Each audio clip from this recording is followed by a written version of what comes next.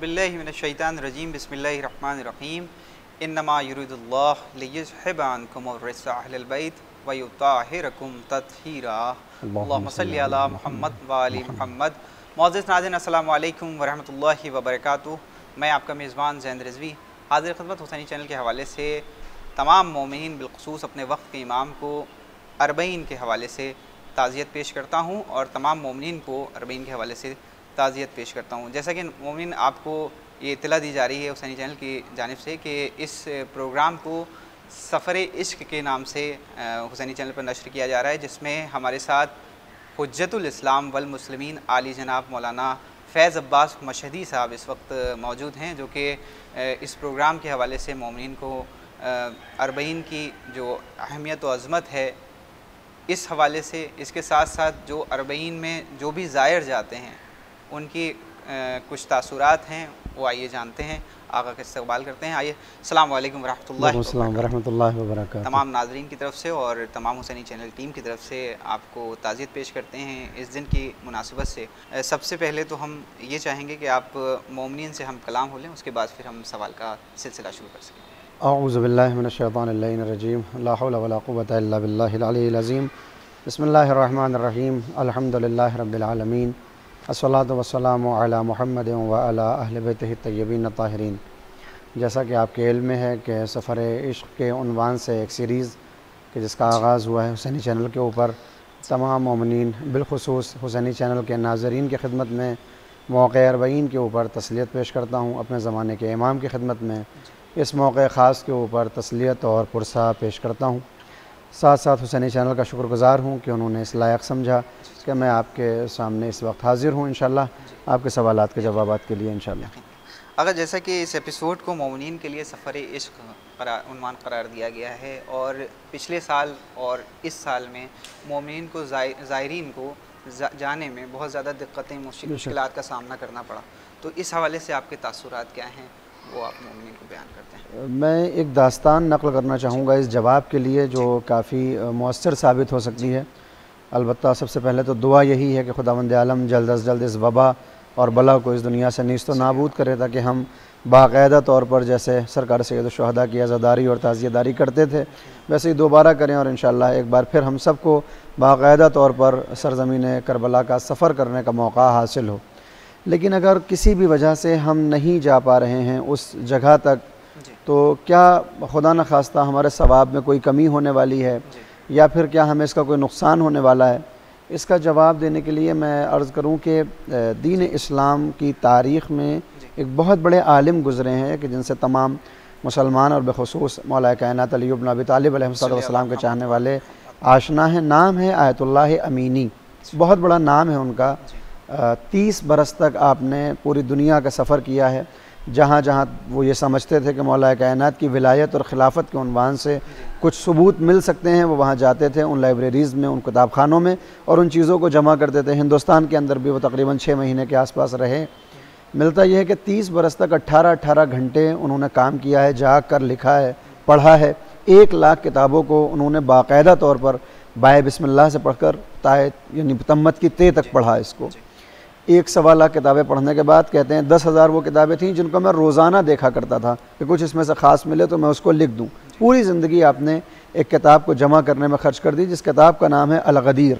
बहुत बड़ी किताब है, 20 जल्द में 11 जल्दें एक मौजू से मुताल्लिक़ हैं और 9 जल्दें दूसरे मौजू से मुताल्लिक़ हैं। जब आपका इंतकाल होता है और आप इस दुनिया से जाते हैं तो उनके फ़र्जंद अर्जुमन आपको ख्वाब में देखते हैं और क्या देखते हैं कि महशर का मैदान है और उसके बाद इनके वालिद गिरामी यानी आयतुल्लाह अमीनी हैं जो बहुत आराम के साथ ज़िंदगी गुजार रहे हैं और पीछे एक महल है जो बहुत उम्दा महल और क़स्र बना हुआ है कि जिसके मालिक ख़ुद आयतुल्लाह अमीनी हैं। तो फ़र्जंद पूछता है कि बाबा ये बताइए कि बरज़ख़ की ज़िंदगी आपकी कैसी गुजरी और ये आपको इतना बेहतरीन जो महल मिला हुआ है, क्या ये उस अमल की वजह से है कि जो अमल आपने 30 बरस अंजाम दिया, यानी वो किताब अल-गदीर कि जो रहती दुनिया तक इंशाअल्लाह मौला कायनात की विलायत और खिलाफत के लिए एक मुस्तदल सबूत है और हम सबको उस किताब की तरफ मुराजा करना चाहिए। अब तो माशाअल्लाह उर्दू में भी तर्जुमा हो चुका है, उसको एक मरतबा ज़रूर देखना चाहिए। क्या ये उस किताब की वजह से कि अल्लाह ने आपको इतना बेहतरीन महल दे रखा है? तो आपने फरमाया कि नहीं, ये उस अमल की वजह से नहीं। बेटा पूछता है तो फिर क्या ये उस अमल की वजह से है कि जिसकी वजह से आपने नजफ़ के अंदर एक अपनी ज़िंदगी को गुजारा, आप कसमापुरसी के हालात आपके रहे हैं, मुश्किलात की ज़िंदगी आपने उठाई, ख़ुद फ़ाक़े किए, मगर एक किताब खाने को बनाने के लिए दुनिया भर से आपने किताबें ख़रीदें, मंगवाईं, और ये इतना बड़ा किताब खाना आपने नजफ़ के अंदर बनाया है। क्या उसके बदले में खुदावंद आलम ने आपको ये महल दिया है? तो आपने फरमाया कि नहीं, ये महल उसकी वजह से भी नहीं है। तो फिर अब जो फ़र्जंद का जब सवाल है वो हमारा जवाब है कि वो पूछते हैं कि फिर बाबा ये बताइए कि यही दो सबसे बड़े अमल थे आपकी ज़िंदगी में, अल-गदीर और किताब खाना, इसकी वजह से भी अगर ये महल नहीं मिला है तो फिर आपको ये इतना बड़ा महल और इतना बड़ा मर्तबा और मंजिलत क्यों मिल गई? तो आपने फरमाया ये उस ज़ियारत के शौक़ की बदौलत मिला है कि जो मेरे अंदर पाया जाता था। मैं पूरी ज़िंदगी ये चाहता था कि हर पल अपने आप को सरकार सैयदुश्शुहदा हज़रत इमाम हुसैन अलैहिस्सलाम की क़ब्र मुताहर तक पहुँचा दूँ, आपकी ज़ियारत बार बार करता रहूँ। वो जो शौक़ और ज़ौक़ पाया जाता था और जो मैं ज़ियारत को जाया करता था, उसके बदले में खुदावंद आलम ने ये महल मेरे हवाले किया है। तो ये ख़ुद ज़ियारत का एक मकाम है। अब फ़ौरन बेटा क्या पूछता है कि हालात उस ज़माने में ऐसे थे कि ईरान और इराक़ का रास्ता बंद था, लोग ज़ियारत पर नहीं जा सकते थे। तो फ़ौरन वो बेटा कहता है कि बाबा ठीक है, आप ज़ियारत पे गए हैं, इतनी मरतबा अल्लाह ने आपको ये मरतबा दे दिया, ये मकाम दे दिया, मगर आज हालात ऐसे हैं कि अगर हम जाना भी चाहें तो नहीं जा सकते हैं, रास्ते बंद हैं, दुश्मनियाँ चल रही हैं, लड़ाई हैं, झगड़े हैं, तो क्या मैं उस मकाम तक नहीं पहुँच सकता हूँ? तो आपने जवाब दिया कि यकीनन अगर कभी कोई ऐसा दौर आ जाए कि तुम्हारे दिल में ज़ियारत का शौक़ हो और तुम ये चाहते हो कि ज़ियारत पर जाओ, मगर हालात और शराइत आपको इजाज़त न देते हों कि आप करबला में सरकार सैयदुश्शुहदा की ज़ियारत करें, तो आप अगर एक अमल कर लेंगे तो खुदावंद आलम इस अमल का भी अज्र वही होगा कि जो ज़ियारत इमाम हुसैन का अज्र होने वाला है। तसव्वुर कर लें कि हम ज़ायरीन में से हैं और उस दिन को उस अमल के तौर पर जो है हम अमल पैरा हों उस पर, यकीनन वो एक है जवाब। लेकिन यहाँ पर जो आयतुल्लाह अमीनी कह रहे हैं उसका गोया वो अल्टर बता रहे हैं। अच्छा। कह रहे हैं कि अगर रास्ते बंद हों और आप नहीं जा सकते हैं तो फिर आप मजालिस सरकार सैयदुश्शुहदा में शिरकत करें। अच्छा। ये फ़र्श अज़ा की अहमियत है, ये मजलिस इमाम हुसैन की अहमियत है कि अगर कोई इंसान ज़ियारत का ख्वाब देखता हो, ज़ियारत का शौक़ व ज़ौक़ रखता हो, मगर किसी वजह से करबला ना जा सकता हो और वही सवाब पाना चाहे, तो उसे जो मजालिस बरगुज़ार होती हैं, जो मजलिसें बरपा होती हैं, जो फ़र्श अज़ा बिछाया जाता है, उसमें जाकर बैठे इस ज़ौक़ के साथ कि मौला जैसे ही मौका मिलेगा मैं आपकी ज़ियारत पर आऊँगा, खुदावंद आलम इस मजलिस में बैठने पर वही सवाब देगा जो सवाब क़ब्र इमाम हुसैन अलैहिस्सलाम की ज़ियारत। एक सवाल और यहाँ पर आता है कि ये तो आयतुल्लाह अमीनी फरमा रहे हैं कि जिस तरीके से उन्होंने इसके बारे में बताया, हम चाहेंगे कि मासूमीन अलैहिस्सलाम की नज़र में एक ज़ायर की क्या अहमियत व मंज़िल तो मकाम मंज़िलत है, वो भी बयान कर दें। बहुत उम्दा। यूँ देखें तो सरकार सैयदुश्शुहदा हज़रत इमाम हुसैन अलैहिस्सलाम की शहादत के बाद जो अइम्मा गुज़रे हैं, इमाम चाहरुम से लेकर इमाम आखिर तक, उन्होंने तो मुतअद्दिद अहादीस नक़ल की हैं आपके ज़ायर के लिए, आपकी ज़ियारत की अहमियत के ऊपर। लेकिन आपकी शहादत से पहले भी पैगम्बर इस्लाम की अहादीस हमको मिल जाती हैं, मौलाए कायनात की अहादीस हमको मिल जाती हैं, बीबी फ़ातिमा की अहादीस मिलती हैं। मैं चंद अहादीस अगर आप मुझे इजाज़त दें तो मैं देख के पढ़ूँ ताकि एक यकीन भी हो जाए कि ये कहाँ कहाँ पर दर्ज है और मैं रेफरेंस भी दे सकूँ। मसलन इमाम हुसैन अलैहिस्सलाम की ज़ियारत का जब शौक़ पैदा होता है तो आया ये हमारी अपनी तरफ से होता है या अल्लाह की तरफ से होता है? हदीस है कि अन अबी अब्दुल्लाह अलैहिस्सलाम यानी इमाम जाफ़र सादिक़ अलैहिस्सलाम फरमाते हैं कि क़ाला, वो आपने फरमाया क्या, मन अराद अल्लाहु बिही अल खैरा क़ज़फ़ फ़ी क़ल्बिही हुब्बल हुसैन अलैहिस्सलाम व हुब्ब ज़ियारतिही, कि जब खुदावंद आलम ये इरादा करता है कि किसी को खैर अता करे, किसी को नेकी अता करे। देखिए हम कुनूत में एक दुआ करते हैं, रब्बना आतना फ़िद दुनिया हसना व फ़िल आखिरत हसना वक़िना अज़ाबन्नार, मेरे अल्लाह मुझे दुनिया और आखिरत की नेकी और खैर अता फरमा और अज़ाब इलाही से महफूज रख। यहाँ इमाम फरमाते हैं कि जब अल्लाह ये चाहता है कि किसी को वो खैर अता फरमाए, किसी को नेकी दे, तो फिर उसके दिल में मोहब्बत पैदा करता है सरकार सैयदुश्शुहदा हज़रत इमाम हुसैन की, और न सिर्फ ये कि उनकी मोहब्बत पैदा करता है बल्कि उनकी ज़ियारत की भी मोहब्बत पैदा करता है कि बंदे के अंदर एक जुस्तजू होती है, एक ज़ौक़ व शौक़ होता है कि किसी तरह मैं अपने आप को ज़रिए इमाम हुसैन अलैहिस्सलाम तक पहुँचा दूँ। ये बंदे की तरफ से नहीं होता, ये खुदावंद आलम जब खैर उसको देना चाहता है तो उसके दिल में ये मोहब्बत पैदा होती है।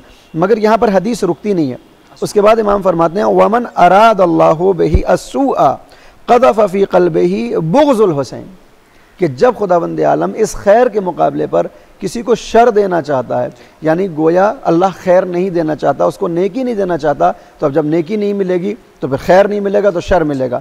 तो फिर वो क्या करता है कि इमाम हुसैन अलैहिस्सलाम का बुग़्ज़ उसके दिल में पैदा कर देता है, और सिर्फ इमाम हुसैन का नहीं, वह बुग़्ज़ ज़ियारते, और आपकी ज़ियारत का बुग़्ज़ भी उसके दिल में पैदा होता है। आपने एक बहुत ही मशहूर और मारूफ हदीस सुन रखी है जिसमें पैगम्बर इस्लाम ख़त्म मरतबा हज़रत मोहम्मद मुस्तफ़ा सल्लल्लाहु अलैहि वसल्लम ने फरमाया, या अली हुब्बुका अत्तक़वा वल ईमान बुग़्ज़ुका अल कुफ्र वन निफ़ाक़। ये ऐसी हदीस है जो न सिर्फ ये कि उलमाए अहले तशय्युअ बल्कि इस्लाम के तमाम फ़िरक़ों के वाले अफराद ने अपनी अपनी किताबों में दर्ज किया है। और वो ये कहते हैं कि मदीने में जब हमें ये देखना होता था कि ये मोमिन है या मुनाफिक, तो हम अली का तज़किरा करते थे, इसलिए कि अगर मोमिन होगा तो फिर उसके हशाश व बशाश हो जाएगा चेहरा, और अगर मोमिन नहीं है, मुनाफिक है, तो इसका चेहरा पशमुर्दा हो जाएगा, मुरझाने लगेगा। क्यों? क्योंकि अली की मोहब्बत तक़वा है और ईमान है, और अली का बुग़्ज़ जो है वो कुफ्र और निफ़ाक़ है। ये मौलाए कायनात के लिए है। और इस हदीस में इमाम हुसैन की मोहब्बत और उनकी ज़ियारत की मोहब्बत के मुकाबले में बुग़्ज़ हुसैन और बुग़्ज़ ज़ियारत हुसैन को रखा गया है कि अल्लाह जब खैर देना चाहता है, नेकी देना चाहता है, तो इमाम और उनकी ज़ियारत की मोहब्बत पैदा करता है, और जब उसको अल्लाह शर से ताबीर करना चाहता है, खैर उस तक नहीं पहुँचने देना चाहता, तो फिर इमाम हुसैन का बुग़्ज़ और उनकी ज़ियारत का बुग़्ज़ पैदा करता है। ये पहली हदीस होती है। मैं एक हदीस और पढ़ना चाहूँगा ताकि इसमें अहमियत मालूम हो कि सरकार सैयद शुहदा की ज़ियारत की अहमियत क्या है। अल्लाह अकबर। आप गौर फरमाएँ कि इरशाद हुआ, बहुत सी हदीस हैं मेरे पास, मैं जिसको पेश करना चाहता हूँ, ये भी इमाम रज़ा अलैहिस्सलाम से एक हदीस मरवी होती है। अन अबी अल हसन और रज़ा, यानी मौला इमाम रज़ा अलैहिस्सलाम से, काला, आप फरमाते हैं, मंज़ारा क़ब्र अबी अब्दुल्लाह बेशत्तिल फ़ुराती कमंज़ार अल्लाह फ़ौक़ा अर्शे। इससे बड़ा जुमला मैं समझता हूँ और कोई नहीं हो सकता है ज़ियारत इमाम हुसैन के लिए, कि हर वो इंसान जो फ़रात के किनारे इमाम हुसैन की ज़ियारत करता है, वह आपकी ज़री की ज़ियारत करता है, आपके रोज़े की ज़ियारत करता है, आपकी क़ब्र मुतहर की ज़ियारत करता है, तो ये इमाम हुसैन की ज़ियारत नहीं होती, बल्कि ऐसा होता है कि जैसे उसने अर्श इलाही पर खुदा की ज़ियारत की हो। यानी इससे बड़ा और ओहदा क्या हो सकता है और मकाम कि इंसान खुदा की ज़ियारत कर रहा है। अलबत्ता ये बिल्कुल हमारे मुसल्लमात में से, हमारे अक़ायद मुस्तहकमा में से है कि हम जो हैं वो अल्लाह को नहीं देख सकते, हमारी इतनी ज़रफ़ियत नहीं है कि हम खुदा को देखें, इसलिए कि देखेंगे तो वो महदूद हो जाएगा। बाज़ मुसलमान ये कहते हैं कि रोज़ क़यामत खुदावंद आलम जन्नतियों को अपना चेहरा दिखाएगा और वो देखेंगे, मगर नहीं। फ़िक़्ह इस्लामी और बिलख़ुसूस फ़िक़्ह जाफ़री के अंदर और अक़ायद शिया के अंदर इस बात को मना किया गया कि नहीं, अल्लाह को कोई नहीं देख सकता है। हाँ, जो वाकई माना में उस मकाम पर पहुँच जाएंगे तो उनको ज़ियारत करवाई जाएगी इमाम हुसैन की। यहाँ तक मिलता है कि रोज़ महशर जब जन्नत और जहन्नम तक़सीम होंगे, बहुत से अफराद होंगे जो जन्नत में जाने वाले होंगे, मगर देखा यह जाएगा कि वो एक जगह भीड़ लगाकर खड़े हुए हैं, तो मलक आवाज़ देगा कि तुम सब की जाएगा जन्नत में है, जाते क्यों नहीं हो, तुम किसके पास खड़े हो, ये मजमा यहाँ क्यों लगा हुआ है। तो उनमें से एक जवाब देगा कि तुम देख नहीं रहे हो कि हमारे दरमियान सरकार सैयद शुहदा हज़रत इमाम हुसैन है, हमारे लिए जन्नत से कहीं ज़्यादा अहमियत सरकार सैयद शुहदा की, हमारी जन्नत यही इमाम है, लिहाजा हमें जन्नत में नहीं जाना है, हमें इनके पास छोड़ दिया जाए। क्यों? क्योंकि इमाम की अगर हम ज़री की ज़ियारत कर रहे हैं तो खुदा की ज़ियारत हो रही है, और फिर अगर रोज़े महशर खुद इमाम हुसैन की ज़ियारत कर लेंगे तो फिर क्या मर्तबा होगा। लिहाजा बहुत सी हदीस हैं जो ज़ाहिर के मकाम और मंजिलत को वाज़ेह करती हैं। छोटे बच्चे भी इस प्रोग्राम को देखते हैं, उनकी वजाहत के लिए कि इमाम हुसैन अलैहिस्सलाम की खुसूसियात में वो बयान कर दें खुसूसियत कि जो और अइम्मा मासूमीन अलैहिस्सलाम से अलग करती है। अहसन, तुम बहुत खूबसूरत सवाल है आपका। देखिए, जब हम बात अपने अइम्मा उज़्ज़ाम की करते हैं तो एक होते हैं फ़ज़ाइल और एक होते हैं ख़साइस। कुछ किताबें हैं जो आपको मिलेंगी फ़ज़ाइल अलविया, या मिसाल के तौर पर फ़ज़ाइल अहले बैत जो एक जुमला इस्तेमाल होता है, और एक होते हैं ख़साइस। इन दोनों का फ़र्क क्या है? जब बात फ़जीलत की आती है तो वो फ़जीलत मौलाए कायनात में भी है, इमाम हसन में भी है, इमाम हुसैन में भी है। मसलन तीनों इमाम हमारे, हत्ता 12 इमाम हैं हमारे, सब के सब इल्म लदुन्नी के मालिक हैं। इनका कोई मुअल्लिम नहीं होता दुनिया के अंदर, अल्लाह इनको पढ़ा के भेजता है और ये इल्म लदुन्नी रखते हैं। ये मनसूस मिन अल्लाह हैं, अल्लाह की तरफ से इनको चुना जाता है, इनके ऊपर नस होती है। ये मासूम अनिल ख़ता होते हैं, हर ख़ता से इनको महफूज रखा जाता है, यानी इनके अंदर ये सलाहियत होती है कि ये गुनाहों की हकीकत से आलिम होते हैं, उसके लिहाजा गुनाह को अंजाम नहीं देते। तो वो चीज़ें जो हर इमाम में पाई जाती हैं वो कहलाती हैं फ़जीलत, और उसकी जमा होती है फ़ज़ाइल। लेकिन कुछ चीज़ें ऐसी हैं जो ख़साइस कहलाती हैं, कि जो हर इमाम की अपनी एक खुसूसियत होती है और वो दूसरे इमाम में, इसका मतलब ये नहीं है कि उसका दर्जा कम है, लेकिन वो खुसूसियत बदल के उस इमाम में दूसरी तरह से आती है। मैं मिसाल दूँ ताकि इमाम हुसैन की खुसूसियात पर मैं आपके सामने कुछ बातें अर्ज़ कर सकूँ। अमीरुल मोमिनीन का लक़ब, हम कहते हैं कि हमारे तमाम अइम्मा बराबर हैं, मगर अमीरुल मोमिनीन का लक़ब सिर्फ़ और सिर्फ मौला कायनात के लिए है। यहाँ तक मिलता है कि एक रोज़ एक आपका चाहने वाला इमाम जाफ़र सादिक़ अलैहिस्सलाम का चाहने वाला जब आपके पास आता है तो आपको सलाम करता है, अस्सलामु अलैका या अमीरुल मोमिनीन, ए मोमिनीन के अमीर आप पर सलाम हो। तो इमाम ने कहा कि नहीं, मुझे आज के बाद अमीरुल मोमिनीन ना कहना। ये लक़ब और ये ओहदा हमारे जद मौलुल मुवहिदीन अमीरुल मोमिनीन अली इब्न अबी तालिब अलैहिस्सलाम से मखसूस है। हम तुम्हारे इमाम हैं, हुज्जत खुदा हैं, तुम जो चाहो हमें कहो, मगर ये लक़ब जो है वो सिर्फ़ और सिर्फ मौला कायनात के लिए। हालांकि वो भी मोमिन के अमीर हैं, हमारा हर इमाम मोमिन का अमीर है, लेकिन लक़ब की सूरत में सिर्फ़ और सिर्फ मौला कायनात के लिए ये चुन लिया गया है और मखसूस कर दिया गया।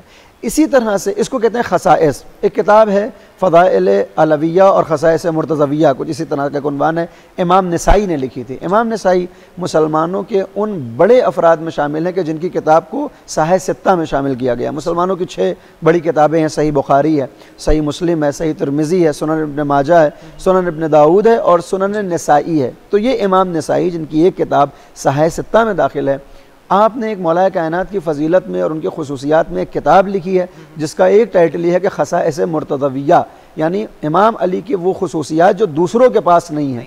उसी तरह से सरकार सैयद शुहदा की भी कुछ खुसूसियात हैं जो दूसरे इमामों से आपको थोड़ा सा अलग करती हैं। मसलन पहली खुसूसियत आपकी क्या है कि किसी भी इमाम के चेहलुम का जो मफ़हूम है वो हमको मुतून दीनिया में दिखाई नहीं देता है।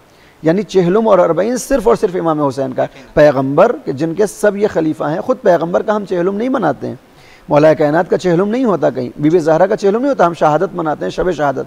लेकिन अरबईन और चेहलुम ये सिर्फ़ और सिर्फ सरकार सैयद शुहदा से मखसूस कर दिया गया, किसी भी इमाम का चेहलुम नहीं है। अलबत्ता इसका मतलब ये नहीं है कि मैं इसकी मुखालफत कर रहा हूँ या मैं कह रहा हूँ कि आप ना करिए, नहीं, नहीं है, हम नहीं करते किसी का अरबईन, किसी का चेहलुम नहीं करते।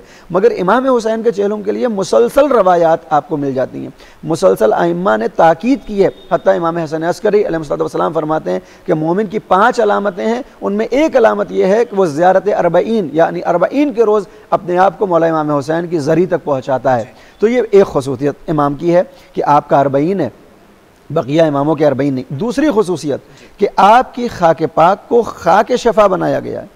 दुनिया की कोई खाक भी अगर हम उठाकर खाएंगे तो ये हराम है, गुनाह है। मैं कोई भी खाक उठाकर मिट्टी उठा लूँ और खा लूँ तो फ़िक़्ह इस्लामी में ये काम हराम होगा। लेकिन इमाम हुसैन की कब्र की मिट्टी को खाक शफा करार दिया, ना सिर्फ ये कि हराम नहीं है बल्कि बीमारियों का इलाज है। और दूसरे इमामों के अंदर ये बहरहाल खुसूसियत नहीं है।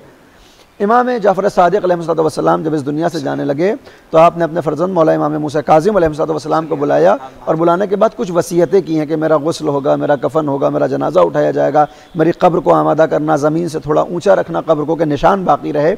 इन सारी वसीयतों में आपकी एक वसीयत ये थी, बेटा लेकिन याद रहे मेरी कब्र ऐसा न हो कि मेरे जाने के बाद मेरी कब्र की मिट्टी लोग उठाकर ले जाएं और इसको खाके शफा समझें। नहीं, मेरी कब्र की मिट्टी को खाके शफा का दर्जा हासिल नहीं है। हम भी जब खाके शफा हासिल करना चाहते हैं तो हम पलटते हैं करबला और अपने जद सरकार सैयद शुहदा हज़रत इमाम हुसैन की कब्र की मिट्टी को लेकर आते हैं और उसको खाके शफा समझते हैं और अपनी ज़िंदगी का असासा बनाते हैं। लिहाजा सिर्फ इमाम हुसैन की मिट्टी को अल्लाह ने खाके शफा करार दिया है, ये मर्तबा और किसी इमाम के पास नहीं। अलबत्ता मैं बार बार वजाहत कर दूं, इसका मतलब ये हरगिज़ नहीं है कि मादल्ला नऊज़ु बिल्लाह हमारे किसी इमाम का दर्जा कम हो गया है, नहीं, खुसूसियत है, ये इमाम हुसैन की खुसूसियत है। तीसरी खुसूसियत इमाम हुसैन की क्या है कि हमारा अकीदा ये है कि इमाम हसन और इमाम हुसैन दोनों बराबर हैं। पैगंबर की मुतादिद हदीसें, अल हसन वल हुसैन इमामान कामा औ क़अदा, ये दोनों तुम्हारे इमाम हैं, खड़े हो जाएं तब भी इमाम है, बैठ जाएं तब भी इमाम है, यानी तलवार निकाल कर जंग करें तब भी ये तुम्हारे इमाम कहलाएंगे, और अगर ये सुल करके घर में बैठ जाएं तब भी ये तुम्हारे इमाम है। सैयदा शबाब अहलिल जन्ना, ये दोनों जन्नत के जवानों के सरदार हैं, यानी मर्तबे में दोनों बराबर हैं। लेकिन यहाँ पर भी इमाम हुसैन को एक खुसूसियत उस वक्त हासिल होती है कि जब इमाम के बाद यानी इन दो इमामों के बाद इमामत को वदइयत करना होता है और इमामत को बढ़ाना होता है तो फिर इमामत नस्ल इमाम हुसैन में वाक़ होती है, इमाम हसन की नस्ल में इमामत बहरहाल नहीं है। तो ये भी एक खुसूसियत इमाम हुसैन अलैहिस्सलाम की है। लिहाजा बहुत सी ऐसी चीज़ें हैं जो इमाम हुसैन को दूसरों से जुदा करती हैं। और मैं एक खिताबत का जुमला कहता हूँ, अलबत्ता ये सिर्फ मेरा अपना ख्याल है कि इमाम हुसैन पूरी दुनिया के अंदर अकेले हैं, उन जैसा कोई नहीं है। हत्ता चहारदा मासूमीन में भी हुसैन अकेले हैं। आप कहेंगे कैसे? तो जब हम 14 की फ़हरिस्त को उठाएंगे तो आपको वहाँ 4 मोहम्मद नज़र आएंगे। मोहम्मद मुस्तफ़ा हैं, इमाम मोहम्मद बाक़िर हैं, इमाम मोहम्मद तक़ी हैं, इमाम आखिर मोहम्मद मेहदी अज्जलल्लाहु ताला फ़रजहु शरीफ हैं।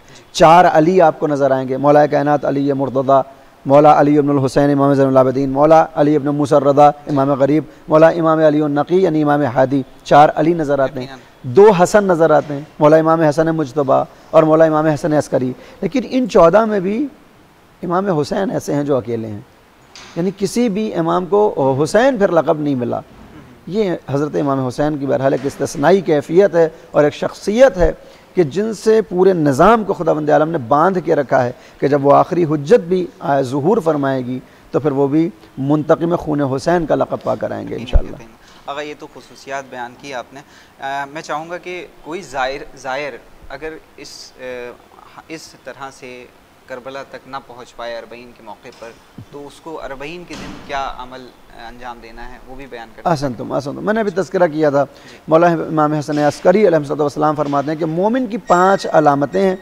पहली अलामत यह है कि जब भी वो बिस्मिल्लाह कहता है तो बाआवाज़ बुलंद कहता है। लिहाजा आप देखते हैं कि हमारी नमाज ज़ोहरैन में कि जो इख्फ़ाती नमाज़ें हैं उनमें भी इमाम जमाअत जो है वो बिस्मिल्लाह को बाआवाज़ बुलंद कहता है।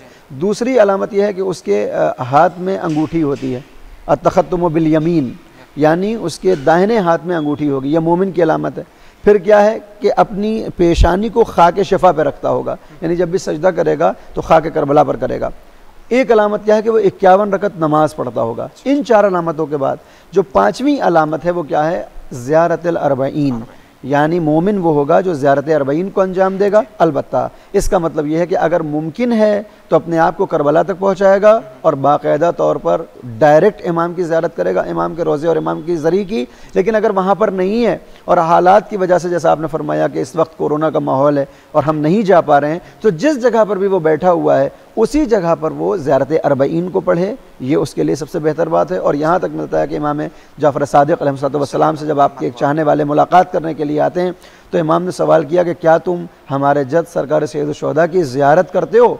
तो इन्होंने फरमाया कि मौला वो करबला में दफन है और मेरा वतन बहुत दूर है, हज़ारों किलोमीटर का फासला है, मैं नहीं, क्या तुम रोज़ाना ज़ियारत करते हो? मैं रोज़ाना ज़ियारत नहीं कर सकता। क्या हफ़्ते में ज़ियारत करते हो? कि मौला बहुत दूरी है, मैं हफ़्ते में भी ज़ियारत नहीं करता। इमाम ने कहा कि तुम रोज़ाना इमाम की ज़ियारत कर सकते हो। कहा वो कैसे? कहा कि जब भी तुम्हारे दिल में ज़ियारत का शौक़ पैदा हो, अपने घर की छत पर जाओ, बालाए खाना पर जाओ और जाने के बाद करबला का रुख करो और कहो अस्सलामु अलैका या अबा अब्दुल्लाह, अस्सलामु अलैकुम व रहमतुल्लाह।